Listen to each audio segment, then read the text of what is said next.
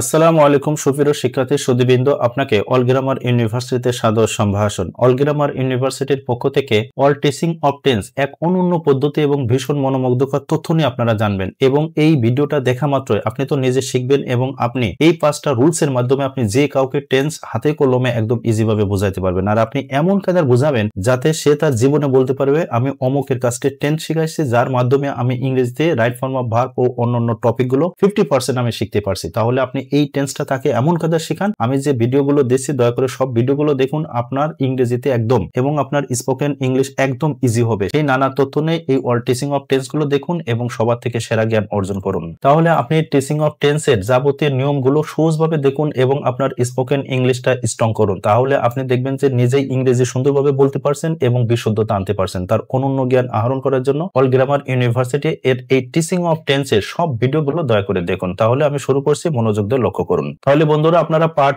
1 এর টেন্স এবং এই প্রেজেন্ট ইনডিফিনিট টেন্স এর মৌলিক বিষয় এবং নানা গ্রামাটিক্যাল আইটেম জানবেন। তাহলে লক্ষ্য করুন, ইংরেজি টেন্স শব্দটি ল্যাটিন শব্দ টেম্পাস থেকে এসেছে, যার অর্থ টাইম বা সময়। তাহলে আমরা বলতে পারি এই টেন্স শব্দটি হলো ল্যাটিন শব্দ টেম্পাস থেকে তৈরি হয়েছে, আর এই টেম্পাস থেকে টাইম শব্দটি আসছে। এই জন্য সংজ্ঞাতে লক্ষ্য করুন, দেখুন টেন্স ক্রিয়া বা ভার্ব সম্পূর্ণ হওয়ার সময়কে টেন্স বলা হয়। তাহলে সংজ্ঞাটা এভাবে আয়ত্ত করবেন। এইবার দেখুন মূল কথা আমরা আলোচনা করি। এবার দেখুন টেন্স প্রধানত 3 প্রকার এবং প্রত্যেকটি আবার 4 প্রকার সহ টেন্স মোট 12 প্রকার। তাহলে এই প্রথম 3 প্রকার হলো, দেখুন প্রথম হলো প্রেজেন্ট টেন্স, তারপরে পাস্ট টেন্স, তারপরে ফিউচার টেন্স। আর প্রত্যেকটা টেন্সের আবার 4টা করে আছে। তাহলে দেখুন 1 নম্বরে প্রেজেন্ট ইনডিফিনিট টেন্স, 2 নম্বর হলো প্রেজেন্ট কন্টিনিউয়াস টেন্স, 3 নম্বর হলো প্রেজেন্ট পারফেক্ট টেন্স, 4 নম্বর হলো প্রেজেন্ট পারফেক্ট কন্টিনিউয়াস টেন্স। আবার আপনি যখন এই 2 নম্বরে পাস্ট নিয়ে আসবেন, তার মানে এই প্রেজেন্টের জায়গায় আপনি শুধু পাস্ট বসাবেন। তাহলে হবে past indefinite tense, past continuous tense, past perfect tense এবং পাস্ট পারফেক্ট কন্টিনিউয়াস টেন্স।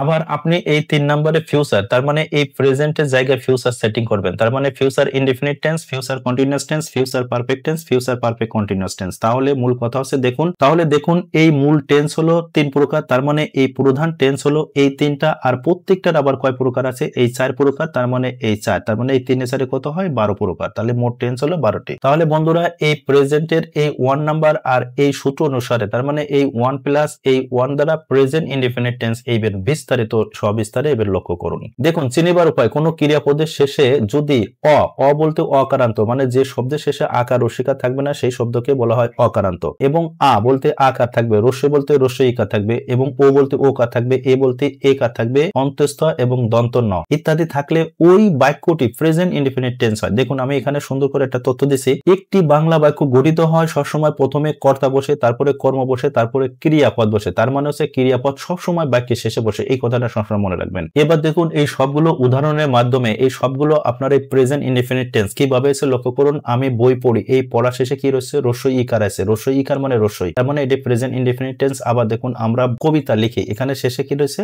রস্যই ই রয়েছে। রস্যই ই মানে রস্যি, তাহলে এই রস্যিকার রয়েছে, তাহলে এটি প্রেজেন্ট ইনডিফিনিট টেন্স। আবার দেখুন এখানে সে স্কুলে যায়, এই যে ক্রিয়াপদের শেষে অন্তস্থ রয়েছে, তাহলে এই ক্রিয়াপদের শেষে অন্তস্থ থাকার কারণে এটি প্রেজেন্ট ইনডিফিনিট টেন্স। আবার দেখুন আমরা রোজ স্কুলে যাই, এখানেও ক্রিয়াপদের শেষে অন্তস্থ থাকার কারণে এটাও প্রেজেন্ট ইনডিফিনিট টেন্স। আবার দেখুন তারা কাজ করে, তার মানে এই করে ক্রিয়াপদের ভিতরে কি আছে? এ কার আছে। এ কার মানে হচ্ছে এ আছে, এখানে ব্যাখ্যাটা লেখা আছে, তার মানে এটা আপনার কোন টেন্স? Present indefinite tense. আবার দেখুন সে বই পড়ে এর মাঝে কি আছে? এ কার আছে, তার মানে এ আছে, তার মানে এটা প্রেজেন্ট ইনডিফিনিট টেন্স। আবার দেখুন তুমি কাজ করো, এই যে করো শেষে দেখা যাচ্ছে যে ক্রিয়াপদ আছে, এই ক্রিয়াপদের শেষে কি আছে? অ আছে, মানে এখানে ব্যাখ্যা দিয়েছে। দেখুন এই প্রতিটা ব্যঞ্জন বর্ণের শেষে অ উচ্চারণ হয় এবং র এর পরে কি আছে? ও আছে, তার মানে এটা অকারান্ত, মানে যে শব্দের ভিতরে কোনো আকার রসিকার কিছু থাকবে না, সেটা 100% আপনার প্রেজেন্ট ইনডিফিনিট টেন্স হবে। তদ্রূপ দেখুন তোমরা কাজ করো, এই ক্রিয়াপদ হয়েছে কিন্তু এই শেষে অ আছে, মানে প্রতিটা ব্যঞ্জন বর্ণের শেষে আমরা কি পাই? প্রতিটা ব্যঞ্জন বর্ণের শেষে একটা অ পাই, তার মানে এটা অকারান্ত, মানে এই শব্দের ভিতর কোনো আকার রসিকার নাই এবং ক্রিয়াপদ হওয়ার কারণে এটা হচ্ছে প্রেজেন্ট ইনডিফিনিট টেন্স। তাহলে এইভাবে বাংলার মাধ্যমে আপনি প্রেজেন্ট ইনডিফিনিট প্রথম শনাক্ত করুন। এবার দেখুন এখানে গুরুত্বপূর্ণ একটা টেন্সকে ভালোভাবে জানার জন্য আপনাকে অবশ্যই প্রথমে পার্সন জানতে হবে। পার্সন সম্পর্কে একবার দেখলে গ্রামার সহ সারা জীবন মনে রাখার এক নবসৃষ্টি পদ্ধতি শিখুন। তাহলে এই পার্সন সম্পর্কে বিস্তারিত জানতে আমাদের এই all grammar university playlist আছে, অল পার্সন, আপনারা ভিডিওটা দেখুন। তাহলে পার্সন সম্পর্কে আপনি সারা জীবন মনে রাখার কৌশল জানবেন। তাহলে আপনাকে টেন্স একদম ইজি ভাবে নিঃশ্বাস নেওয়ার মতো শেখানো সম্ভব হবে। তাহলে আমাদের এই ইউটিউব চ্যানেল এবং ফেসবুক পেজ থেকে আপনারা দয়া করে অল গ্রামার ইউনিভার্সিটির এই পার্সনের ভিডিওটা দেখুন। এবার দেখুন প্রেজেন্ট ইনডিফিনিট টেন্স এর গঠন প্রণালী, তার মানে এই 5টি রুলস এর মাধ্যমে আপনি প্রেজেন্ট ইনডিফিনিট টেন্স একদম ক্লিয়ার ভাবে বুঝবেন। তাহলে এবার লক্ষ্য করুন। তাহলে দেখুন অ্যাফার্মেটিভ সেন্টেন্স রুলস 1 এর প্রেজেন্ট ইনডিফিনিট টেন্সের গঠন হচ্ছে subject plus V1 plus S বা ES, এরপরে থাকবে অবজেক্ট। তার মানে এখানে দুইটা উদাহরণ দেওয়া আছে, আফনান রাইটস আ নোবেল, আবার এখানে হচ্ছে দে রাইট আ নোবেল। তার মানে মূল কথা আছে এই আফনান হলো থার্ড পারসন সিঙ্গুলার নাম্বার, এর শেষে কি বসছে ES বসছে, আর এটা প্লুরাল নাম্বার, এর শেষে S বা ES বসে নাই। এবং কোন ভার্বের শেষে S বা ES বসে তার নিয়ম আমি নিচে অনন্যভাবে দেখাবো, যাতে সারা জীবন আপনি মনে রাখতে পারবেন, সেই কৌশল নিচে আপনারা দেখবেন। তাহলে এই রুলস প্রধান হচ্ছে সাবজেক্ট প্লাস V1 S বা ES এবং অবজেক্ট। দেখুন যখন নেগেটিভ সেন্টেন্স হবে, অর্থাৎ রুলস 2 এ বলা হয়েছে সাবজেক্ট প্লাস ডু নট অথবা does not V1 plus object. তার মানে যখন নেগেটিভ হবে তখন সাবজেক্টের পরে আপনি থার্ড পারসন সিঙ্গুলার নাম্বার হিসেবে সবসময় ডাজ নট নিয়ে আসবেন, তারপরে V1 তারপরে অবজেক্ট। তদ্রূপ এখানে প্লুরাল, এই জন্য এখানে আসলো ডু নট তারপরে V1 প্লাস অবজেক্ট। এই নিয়মগুলো আপনারা সবিস্তারে মনে রাখবেন। আর যখন বাক্যটি ইন্টারোগেটিভ মানে প্রশ্নবোধক হবে, তখন রুলস হচ্ছে 2, প্রথমে ডু অথবা ডাজ হবে, তারপরে সাবজেক্ট, তারপরে V1, তারপরে অবজেক্ট, তারপরে এই নোট অফ ইন্টারোগেটিভ বলবে, মানে প্রশ্নবোধক চিহ্ন বলবে। তার মানে সাবজেক্টের আগে ডাজ আসলো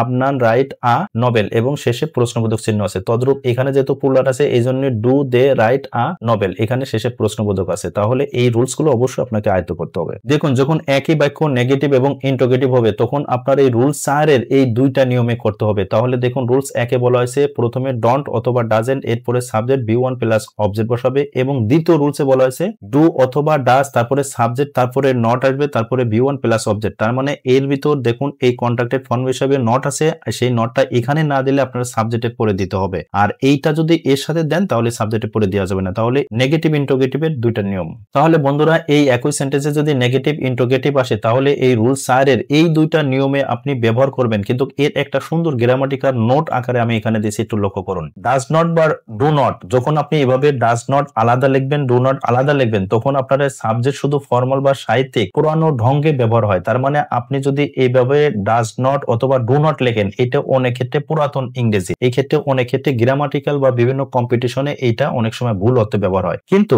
আপনি যদি এরকম কন্ট্রাক্টেড ফর্ম একই সাথে অর্থাৎ ডাজেন্ট অথবা ডন্ট লেখেন, তাহলে এইটা আপনার সাবজেক্টে পড়ে এইটা হবে আপনার মডার্ন এবং ন্যাচারাল স্পোকেন ইংলিশ হিসেবে ব্যবহার হয়, এটা সবসময় ব্যবহার হয়, আর এইটা সব বেশি গ্রহণযোগ্য। তার মানে হচ্ছে যখন নেগেটিভ ইন্টারোগেটিভ সেন্টেন্স হবে, তখন আপনি এরকম আলাদাভাবে কখনো না লিখে আপনি লিখুন হলো ডাজেন্ট অথবা ডন্ট, এইভাবে লিখুন, এই প্রথমে ফরম্যাটে লিখবেন। অথবা আপনি যদি লিখতেই চান নটটা, তাহলে এইভাবে প্রথম লিখে এই সাবজেক্টে পরে নটটা লিখবেন। আশা করি এটা ইজি ভাবে বুঝেছেন, এবং বিভিন্ন কম্পিটিশনের পরীক্ষাতে আপনি এইভাবে ইউজ করলে অনেক সময় নেগেটিভ মার্ক চলে আসবে, এই জন্য আপনি শুদ্ধটা লিখুন। এবং তাহলে বন্ধুরা আমি এখানে যে নিয়মটা এবং এখানে যে নিয়মটা বললাম, দয়া করে এইভাবে লিখুন এবং আপনার ইংরেজির বিশুদ্ধতা উচ্চতর লেভেলে নিয়ে আসুন, সেই প্রত্যাশা রাখি। এইবার লক্ষ্য করুন, এবার দেখুন আদার রুলসে এখানে ইন্টারোগেটিভ সেন্টেন্সের একটি অনন্য পদ্ধতি আমি এই 5 রুলে উল্লেখ করছি। তাহলে মূল কথা হলো আপনার এই যে প্রশ্নবোধক যে স্ট্রাকচার আছে টেন্সের, আপনি এই টেন্সের স্ট্রাকচার অনুসারে মূল কথা হলো সেন্টেন্স গঠন করবেন। গঠন করার পরে এই শব্দ শুরুতে একটা কি নিয়ে আসবেন, হোয়াট নিয়ে আসবেন। এইটা ব্যবহার করা মানে হলো আপনার ইংরেজিতে দক্ষতা এবং স্পোকেন ইংলিশের সর্বোচ্চ পর্যায়ে ব্যবহার করা হয়। তাহলে আপনি যে কোনো প্রশ্নবোধক শব্দের শুরুতে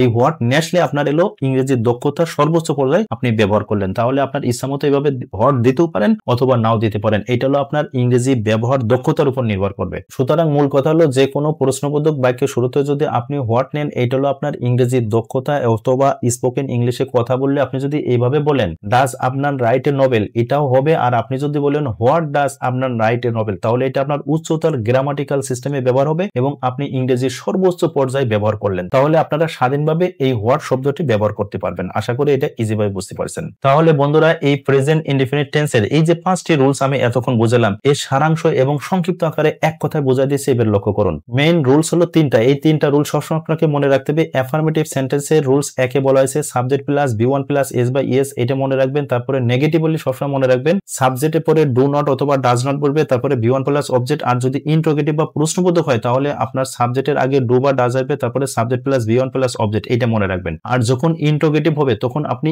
এই 4টা ফরম্যাটে গঠন করবেন। তার 1 নাম্বার হলো শব্দ শুরুতে ডু বা ডাজ আসবে, তারপরে সাবজেক্ট V1 প্লাস অবজেক্ট, তারপরে 2 নাম্বার বলা হয়েছে ডন্ট অথবা doesn't, subject plus V1 plus object, 3 number বলা হয়েছে ডু অথবা does, subject plus not plus V1 plus object.